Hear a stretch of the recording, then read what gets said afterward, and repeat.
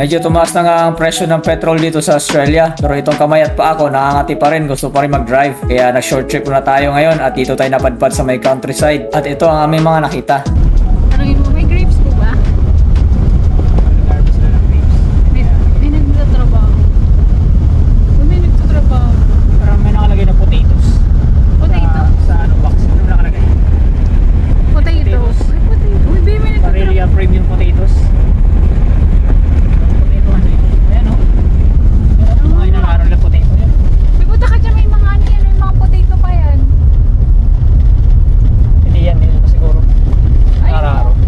may mga potato pa dyan sa ilalim. Isutan mo dun sa may ano, farm. Siguro yan. Pagka dyan sa atas. Isutan mo dun kasi ano, hindi naman nila inaano yung maliliit na patata. Uy, bengi! Alo! Sibuyas. Sibuyas, pula. Red onions. No, true. Baka yun yung ano nila palatak nilang potatoes saka ano red onions. Ito oh. Potatoes. Wala naman nakasagot sa atin. Transfer produce. Ah wala. Walang laman. Walang laman, sana may free. Ah wala. Walang laman eh. Oh, pinamimigay yan. Ah sabi, edi watch for Vincent Vehicle. Wala ba? May nakasunod. Pero, Ayun, bato yan. Tinanggal nila para mataniman. ayun, may mga nag-ano, Ano yan? harvest. Tanim nila. Ay, lumiko na pala yun. May dala rin yan, oh, crates. Ayan, sibuyas, oh. Sibuyas. Hanap tayo ng pwesto dito.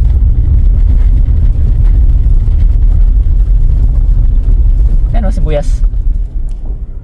Oo nga, no. Sibuyas, diba? Kaya pala mura yung sibuyas Ayun, no? dito. Ayun sila nag-harvest sila, pero. Ayan, nag-harvest sila, oh.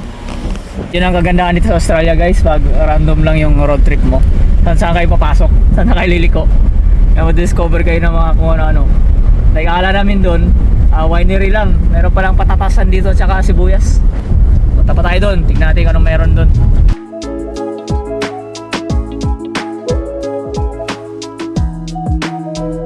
At kung gusto mo pa ng Buhay Australia content, follow for more!